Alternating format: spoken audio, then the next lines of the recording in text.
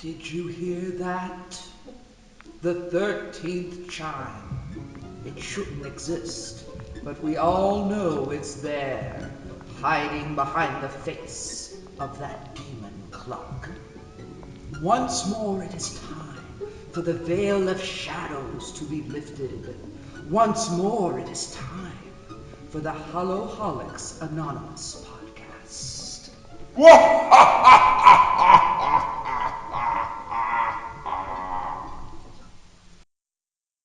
Because I Could Not Stop for Death by Emily Dickinson. Because I could not stop for death, he kindly stopped for me. The carriage held but just ourselves and immortality.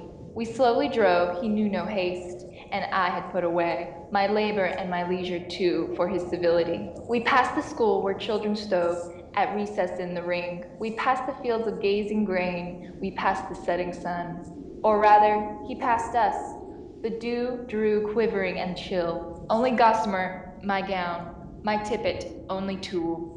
We passed before a house that seemed a swelling of the ground, the roof scarcely visible, the cornice in the ground.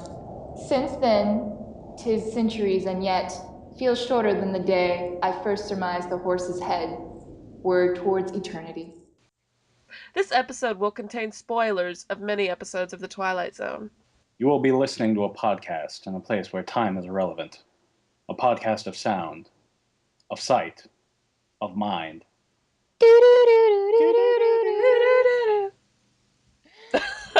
That is very hard to spell, by the way. That sound. The do-do-do-do sound? Hashtag do-do-do-do-do. Sam Haines is an independent electro-horror music producer from London, UK. And his CD just came out on the 13th. We had meant to review it a few days earlier, but, things got in the way. And it's pretty good CD. It's a kind of Halloween-y movie music, if that is a genre. That's exactly how Chris described it when we were listening to it. He says, "Oh, this sounds like it could be in like a." He easily picture it in like a horror movie, like one of the older horror movies. Yeah, something real campy. Yeah, something like very Carpenter, I think. Yeah. Yeah, But it definitely had a throwback feel to it. That was it. It was positive though. Yeah, it was in a good way. Yeah, I don't know. Like most horror movies now, I don't know. The music is Non-existent? Yeah. Or if You there really is music, you just don't notice it. Yeah. Yeah, but I thought that it was good Halloween sounds. I mean, it was just definitely something I would play at a Halloween party. Oh, yeah, definitely. Yeah, our favorite one. We both had the same favorite one, and it was the Grim Reaper one. The It was Grim really Reaper. Yeah, and also Death Comes Creeping In was good too. It was Yeah, I creepy. like that one. It was creepies. Yeah. Let me see if I can look at the titles. I had made notes, but they're all the way in the other room, and I just can't commit to getting out of my chair and going to grab them. So let's see. Oh, and you can find this on Bandcamp, which is great place for finding new music in general. And it's also usually at a discounted price, which is great. Discounted price. Yeah. Wowee! Wow. Okay, let's see. I really like Night of the Ghouls, and let's see, the Halloween Night remix. Halloween Night Remix. Yeah, those were good. Yeah. Those were good too. It's actually just all a really good album. It's very consistent. Yeah. And it can be found on iTunes. It's definitely worth looking into. Sam Haines is a pretty talented artist. Agreed. Agreed Yeah. completely. And in fact, we're probably going to sample one of his songs at the end of the episode to kind of convince our listeners maybe you should check this out, huh? Maybe Ah, okay, launching into our Twilight Zone episode. The Hey. first of very likely many. Yes. So much Twilight Zone. Because it's the problem is there's honestly just too many good episodes of the show. Which actually isn't really a problem. Oh, I'm actually most of mine are going to be about because I was going through it looking. Most of my episodes I'm going to be talking about are like in the first season. Oh yeah. Just because I had such a hard time like not going. Oh, but this episode's really good. Oh, but this one's like I have to talk about this episode. Yeah, it's impossible to just narrow it down into one little box and say, okay, this is the best of Twilight Zone. It can't be done. Yeah. Yep. It was too long to do that too. Yeah. Most shows I bet wish could suffer from too many episodes that are too awesome syndrome. Yeah. It's a very rare disease. Very rare. And actually, a majority of early episodes were written by Rod Serling himself. I actually looked that up. 92 out of 156 episodes were written by him. Damn! Yeah. That is some kind of writer, man. He was just like a machine. I don't know how else to describe it. He did a lot of writing throughout his life, and he did not live that long either. He died when he was like 50. Well, he did smoke a lot, if we didn't gather that from watching the actual show. That wasn't just something he did for his little narration things. He always had a cigarette in his hand. Oh, now I'm sad thinking about him dying. Yeah. Yeah. He died of like a heart attack. I looked it up online. Yeah, cardiac arrest. I think his blood vessels were probably constricted by all the fucking smoking. Probably. Oh, so a little thing about Twilight Zone. It started in 1959 and it ended like the first Twilight Zone. Yeah. The most important Twilight Zone started in 1959 and it ended in 1964. That's a decent run, especially considering that, that was a time when it wasn't just you get 6 episodes of a season and you'd have a 6-month break or a 12-month break and come back for 6 more episodes. That was just like daily episodes, man. They'd have like one episode after another every day of the week in shows. Yeah, and there was like 5 total seasons of it. Yeah, I don't know how they kept up with that. Very odd is on Netflix they do not have season 4. What? Yeah, That's weird. I know. I don't know why. Season 4, I know that season 4 I think was the season that they started doing hour-long episodes. I thought that was season 5. Was it? Okay, I could be wrong on that. Or maybe they started doing hour-long episodes in season 4, like they just started it, It but certainly wasn't the best time in the Twilight Zone series. Like, I can't stand those live episodes. There's this one where she's not, like, she has these dreams about a plane crashing, which, kind of reminds me of a pretty famous modern movie. And I just couldn't stand that episode. What? You didn't like that episode? No, I just didn't like the live format. It didn't work for Twilight Zone, I don't think. no, that's better for comedies. Yeah. Life doesn't work for Or drama. soap operas. Yeah. Let me just clarify. Are you talking about the Room for One More, honey? No, that's The Hitcher. Okay. No. That's wait. that's different. Well, maybe it is Room for One More. I don't know. I just didn't like it when I watched it, and I haven't seen it in a while. It's probably Room for One More. It's probably in that episode. Going my way. Okay, yeah. That guy was creepy as well. I thought the flight attendant was creepier in the episode that you disliked, but that's for discussion for another time. Another time. All right, so we're gonna, I guess, talk about some of our favorite episodes. Anyone want to go first? I could go first. Okay, you can go first, Julianne. Well, I have to talk about which is probably the more famous episode, and probably my favorite episode, which is the episode "Time Enough at Last." That's not fair. It's not fair. It was time. It was time. Which is a great episode. Basically, it's about this guy who's a bookworm. He loves reading. He just is fascinated by literature, and just everybody in his life hates that he takes time out of his day to read. But the problem is he probably chooses wrong times of day, like he's reading at work, or I think his wife hates it when he gets in trouble with his boss for reading. Yeah. He gets in trouble with his wife for reading. She tears up his books. Yeah, She tears up his books. She's a massive bitch, but I think that probably comes from years of him not devoting any time to his actual life or his wife or his job and just to books. And I'm sure she probably got fed up with it a few years back. I think that's what it is. I think she's this horrible character for a reason. I think it's because she's tired of putting up with him. Yeah. Yeah. And basically, a bomb goes off, and he happens to be reading in the bank vault when it goes off. So he's the only surviving human. Because he wasn't doing his job. Yeah.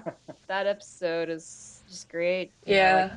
The stage is actually really like that. Immediately, he's just not excited about everyone dying. He's genuinely upset. Yeah. And, talk about television tropes that, are used time and again in movies and shows. Twilight Zone had the most origin of tropes, the most things that get referenced all the time in modern television.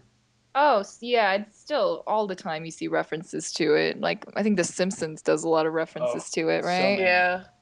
It influenced everything and everyone. I think I read online that J.J. Abrams Lost, he was very inspired by Rod Serling's style of telling stories.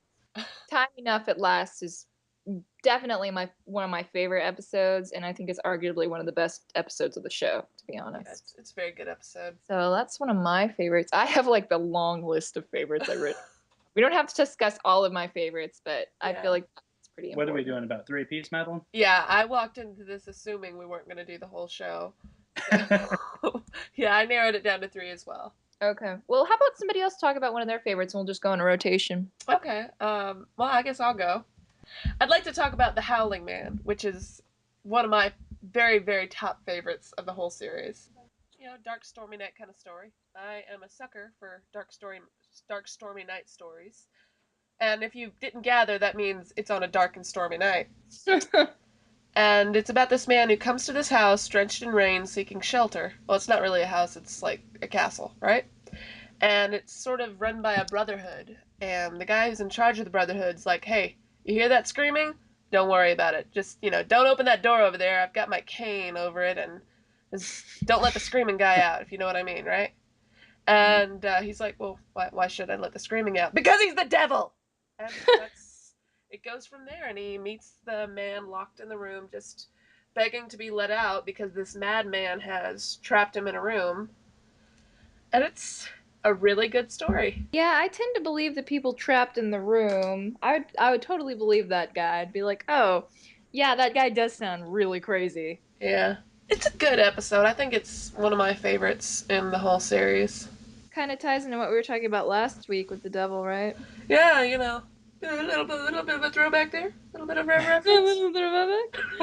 I don't know. I feel like I might be like, if you can prove to me you're not the devil, I'll let you out. How do you prove you're not the devil? There are many tests. God is awesome.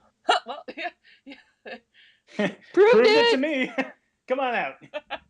You tricked me. I can't believe this. How could you do this to me? I'm the devil. That's one of in the later seasons, right? It's actually, I think it's in like season 1, season 2. Really? Season 2, episode 5. Oh, season 2. Okay, yeah. We're powering through the whole series, so we should be running into that one soon. Yeah. Yeah, it's a good episode. It's good. Surprisingly, I don't think Chris has seen that one. He's seen a lot of them. I've seen a good portion of them, but it's always during, like Thanksgiving specials. The sci-fi marathons. Marathon.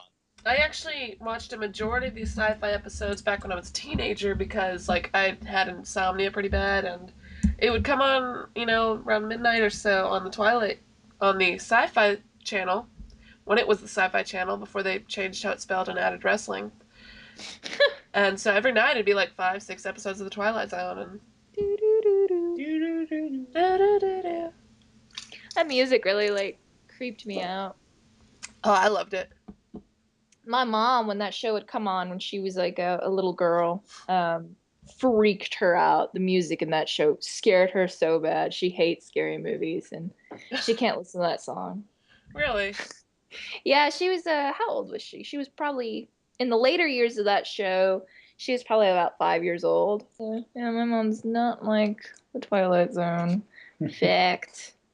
And it was constantly playing in her house too. Could you imagine watching that show when it was broadcasted? I watch a lot of old shows coming on TV, and I always look at the broadcast date, and I'm like, what was it like on that day in 1962? And just imagine it's that time. It's really cool.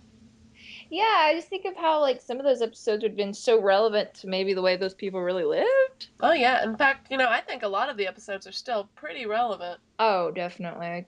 Yeah, there's a lot of them that I don't know. There's still themes that could still happen, I suppose you could say. Like any of the space episodes, there's a lot of, I don't know, still mystery there for us, I guess. Yeah. Okay, Chris, what's your episode? The episode I would like to talk about at this particular point in time is going to be I Shot an Arrow into the Air, which is, I believe, in the first season as well. It's about 3 astronauts who crash land on a mysterious planet and slowly but surely start turning on each other for their supplies. And it's really good just because it's human instinct. They start slowly turning on each other. Their chain of command slowly starts breaking. and then they realize that they've been on Earth this whole time. They're just stranded in the desert. Yeah, they're in Arizona, I think. Mm-hmm. That's a good episode. Yeah. That's a really good one about.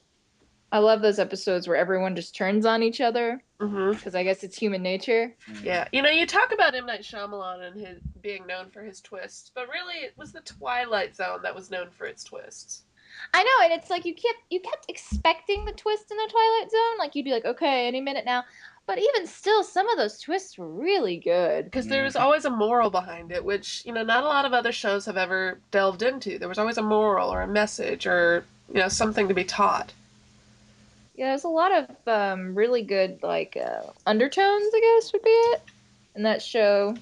And I think that's kind of what Rod Serling always tried to do in every episode was Yeah. have this very deep message about very controversial, I guess, point of views during that time. There are some I actually feel didn't have a moral, and it was just more of a, whoa, what the hell, man?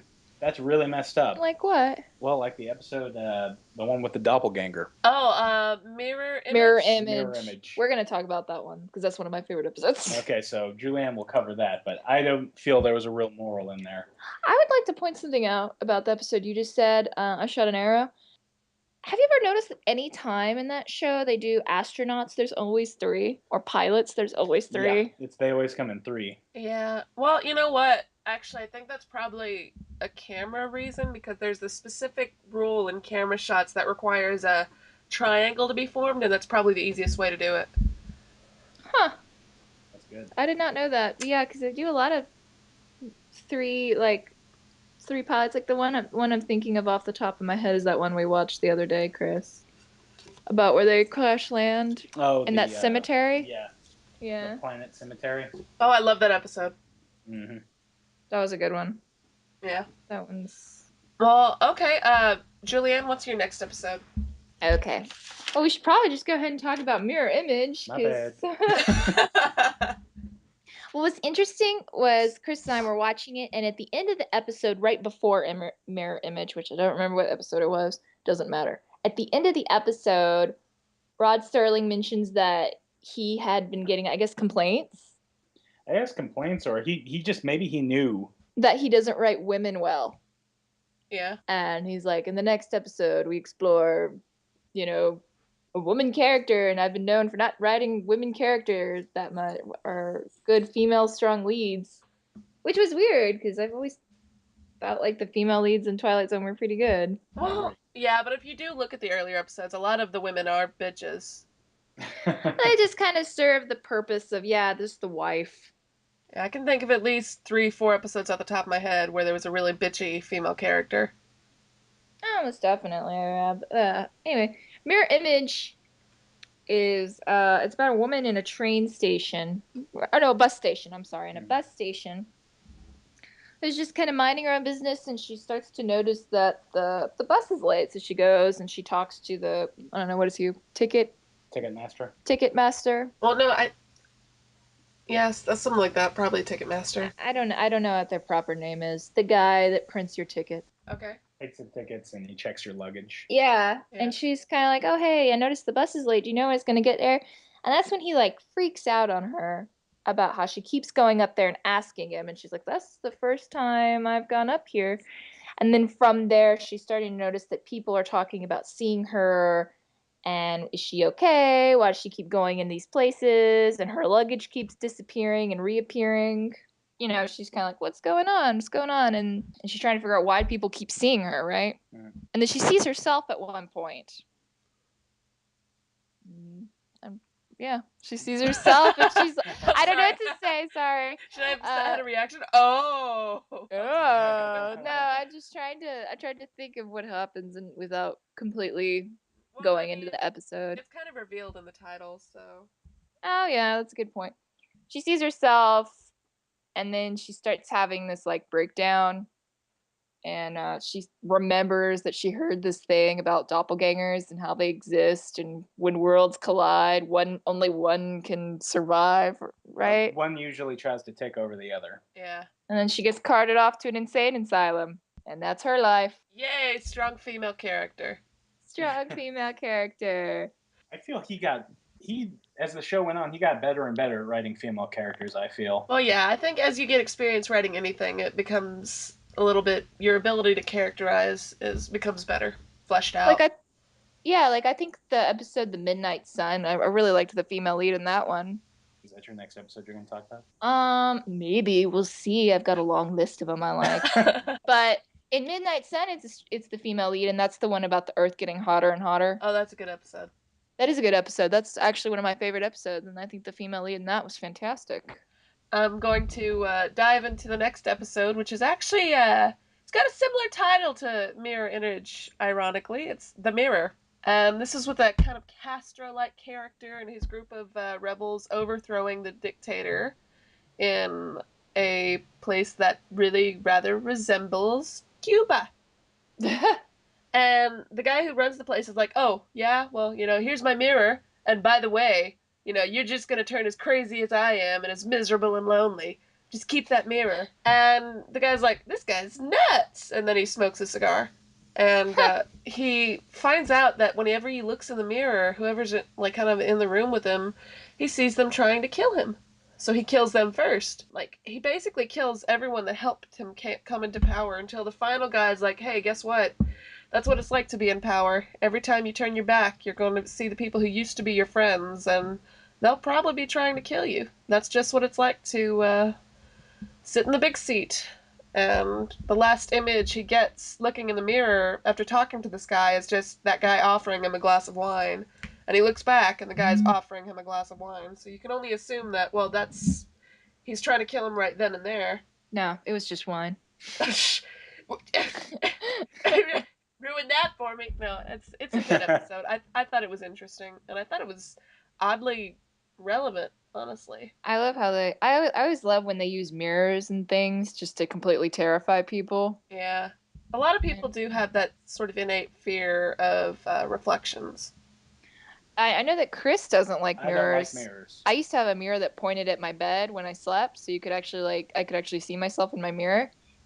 And he was like, "No, get rid of that." We're getting rid of that. I just picture Chris probably whenever he's close to his mirror, his reflection leans out and smacks him. It just stares back and winks. Settling. Are you winking at the same time? Am I? Do do do do do. My next episode does definitely have a moral. It is very, very moral heavy. I Am the Night, Color Me Black. Ooh, controversial episode. It is, and I mean, especially for its time. Yeah.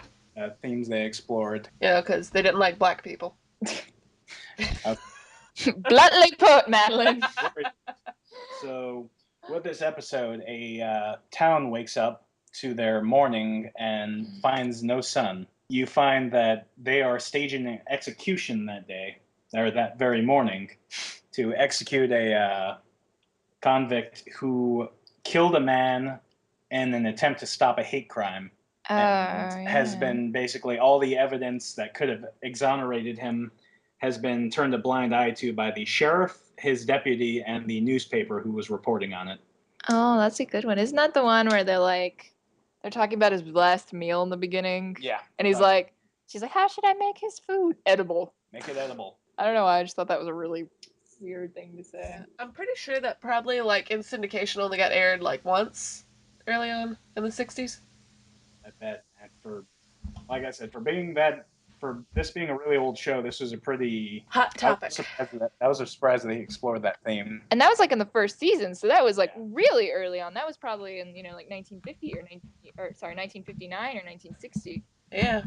Yes. So I mean, you kind of get the hint at the town as being that just all the hate that's swelling up between this guy and the people who are going to kill him, and the town who hates this guy for stopping the hate crime, as they seem like to be a tiny racist town, are all slowly being submerged into darkness, just slowly more and more, till finally they hang the man, and they are swallowed by the hate. Town gets engulfed in darkness completely.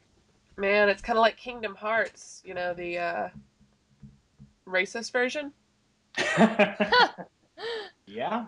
I felt bad for the non-racist people in that town. There was that priest, right? Yeah. Also black. Yes, he was black, but he wasn't racist, was he?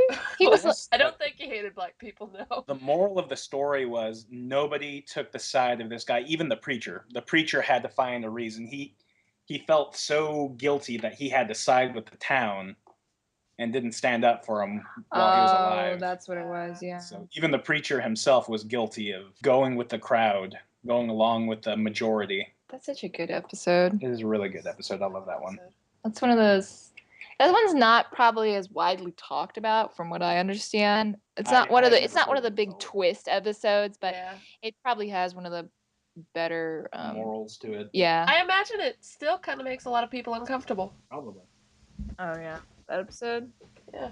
Because, it doesn't just apply to, race crime doesn't just apply to, black people, white people. A lot of people are kind of persecuting Middle Easterners right now, and even South Asians, because they kind of look Middle Eastern. It's Yeah. Yeah, and that's still sadly relevant, I think, to the world right now. That Yeah. episode. And I think it always will be throughout human history. Yeah, until we blend into some kind of one race. A mega race. Mega race.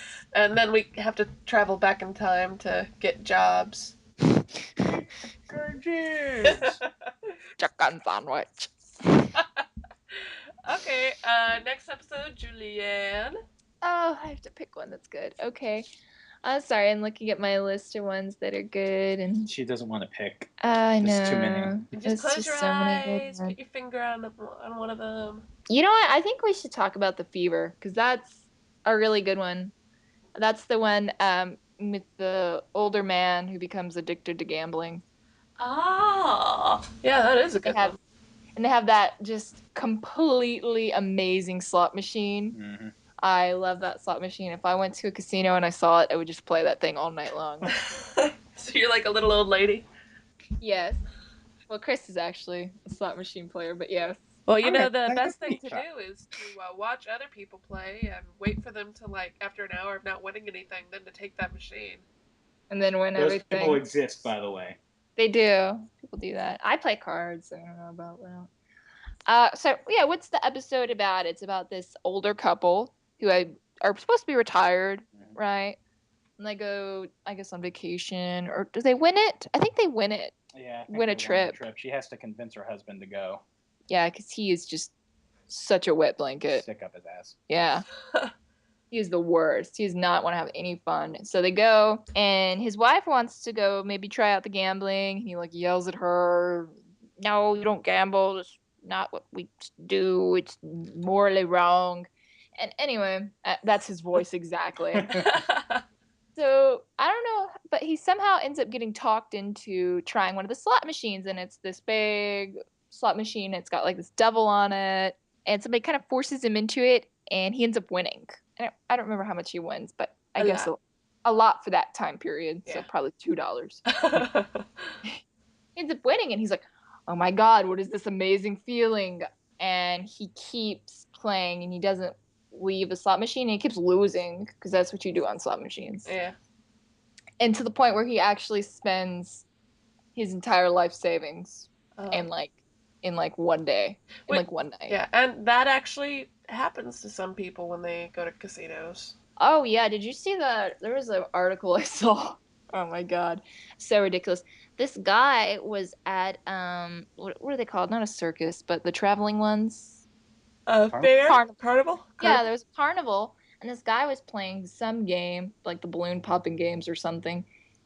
And he spent all the money he owned trying to win a giant banana with dreadlocks. Jeez. He spent all of his he didn't really have that much money to begin with, but he did have a family. No, the sad thing about people with gambling addictions is, and I know this firsthand having worked at a gas station, is that they will keep spending and spending and spending. Even if they don't win anything, they'll keep spending. Because they think, well, next time I'm not going to lose. Well, the next time I'm not going to lose. I've lost this many times. There's no way I'm going to lose the next time. And they just... Right. I mean, when I worked at the gas station, there was this one lady who mortgaged her house buying scratch cards. Oh my gosh. Yeah. I always tell Chris, we went to New Orleans, I don't know, a few weeks ago, and we gambled. And Chris played the penny slots. That's his thing. I play cards. I like playing blackjack. And when I go in, I play to lose. I actually won money, but I play to lose because you're not gonna win any money. Yeah. You're just not. If you win money, oh, congratulations. But at one point I lost like $70. Oh my god.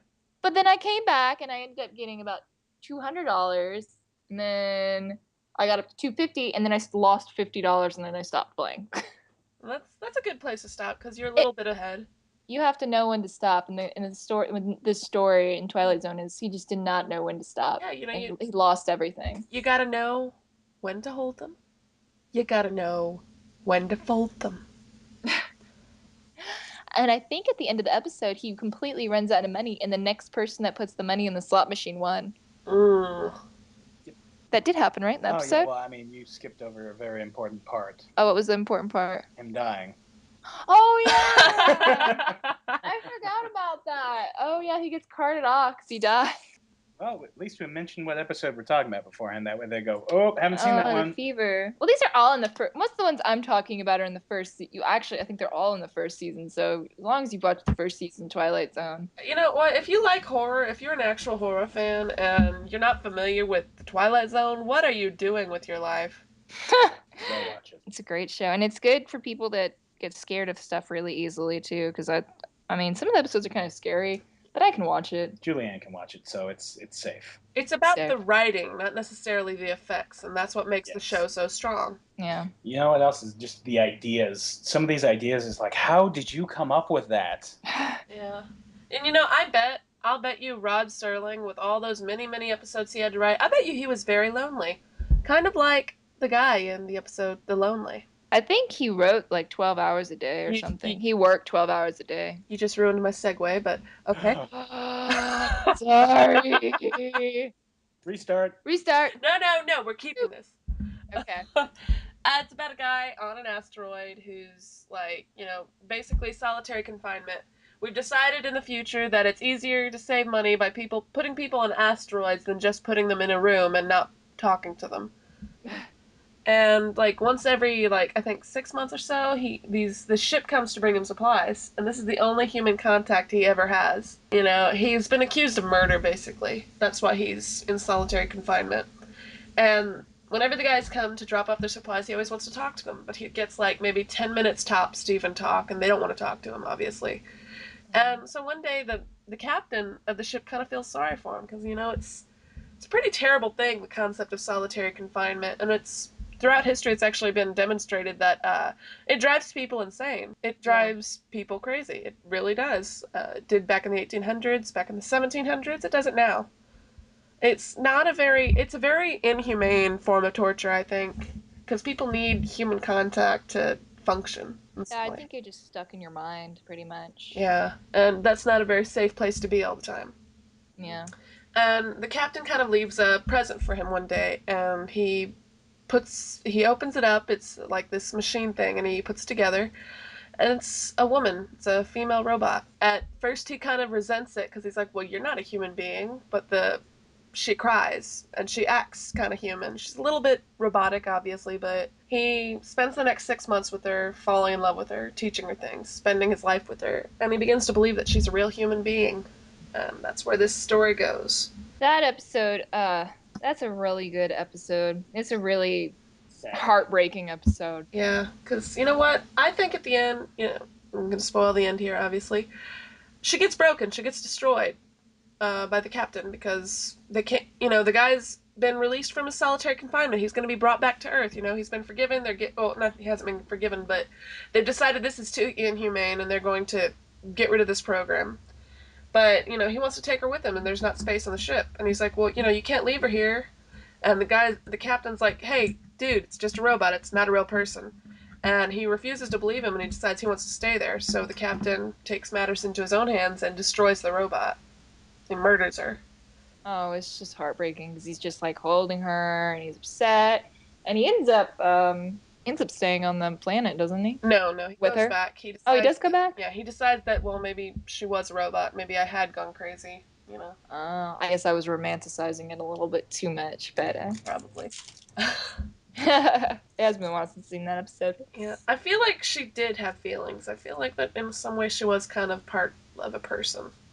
I think so. The part where she's crying is really I don't know, just a very good scene and really makes you feel for her.